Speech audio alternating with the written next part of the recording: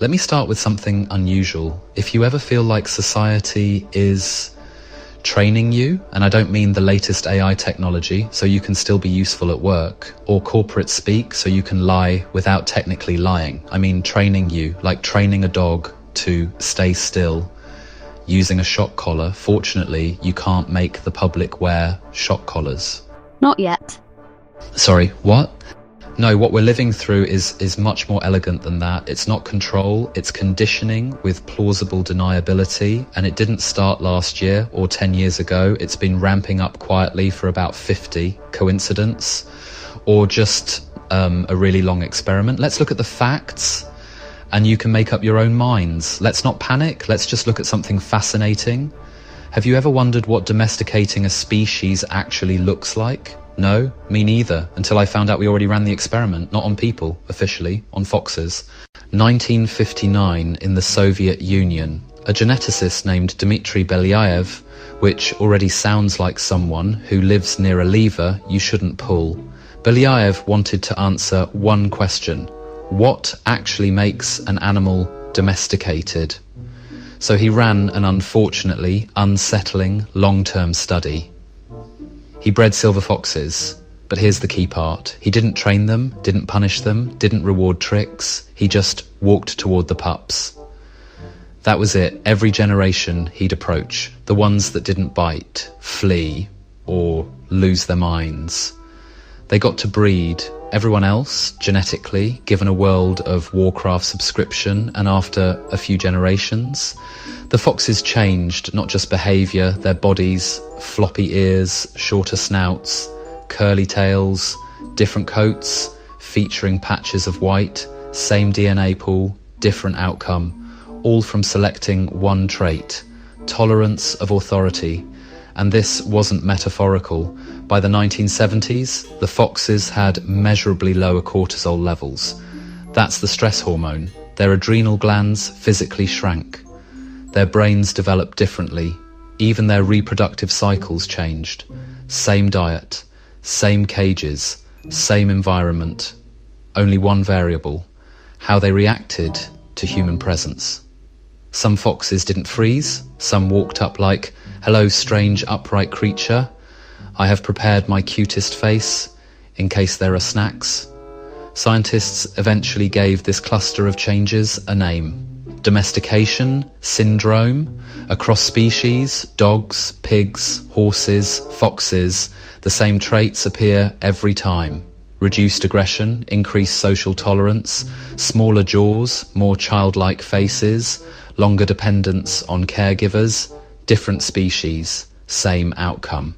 Now jump forward. Different system, different species, same logic. You'll hear people joke, "I've cracked it, I don't even need to work." They say it like they beat the game, which is exactly how the game wants to be described, because nobody beats the casino.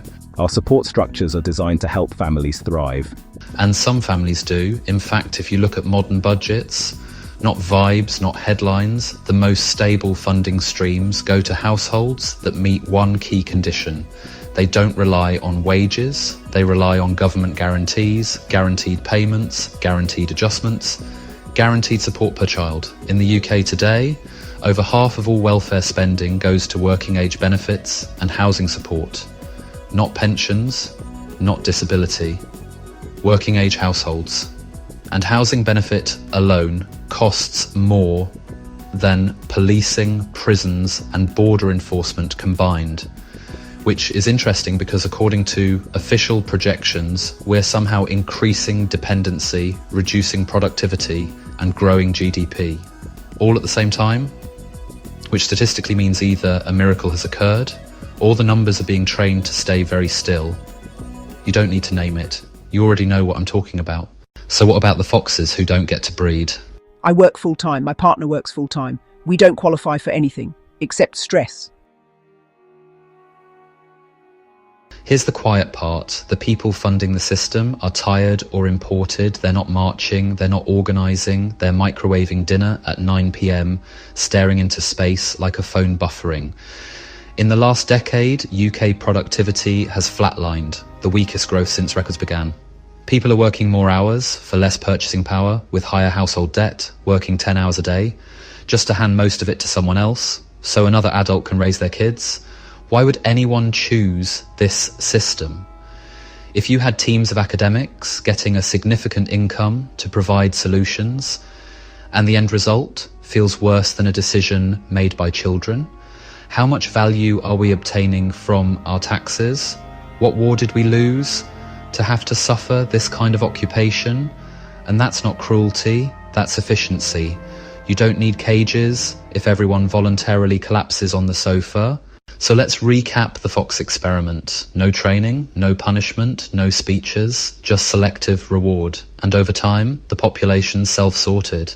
The ones most comfortable with proximity to power thrived. The ones that weren't didn't disappear.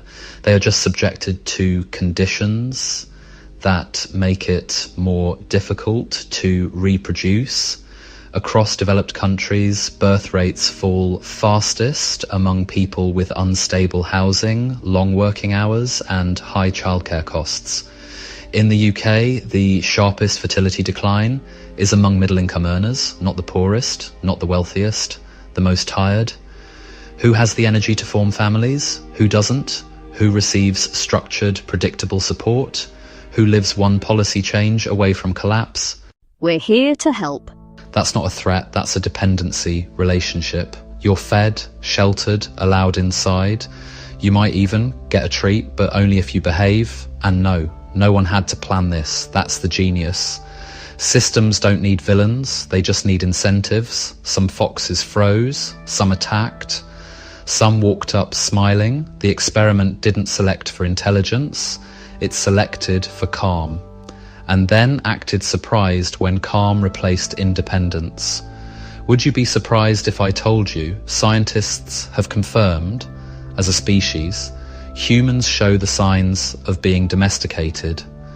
Please, don't just believe me, look it up for yourself. The question is, if we are the pets, who is the owner? So if life every day can be a holiday, how can that be a bad thing? Why should we be concerned? We've taken care of the hard parts for you. It redirects left versus right, workers versus migrants, parents versus non-parents, a carousel of blame so no one notices who built the ride. These are complex challenges.